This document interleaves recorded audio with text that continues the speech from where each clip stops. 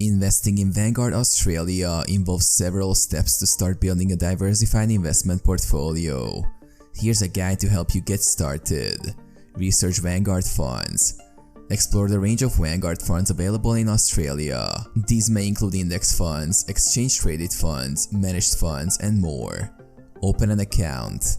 Visit the Vanguard Australia website and open an account.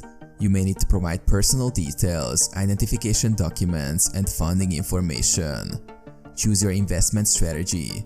Determine your investment goals, risk tolerance, and time horizon.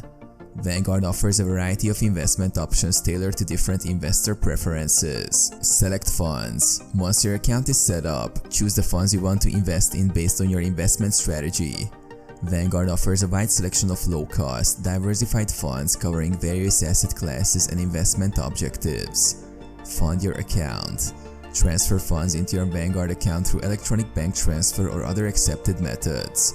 Monitor and rebalance. Regularly review your investment portfolio to ensure it remains aligned with your goals. Consider rebalancing periodically to maintain your desired asset allocation. Stay informed.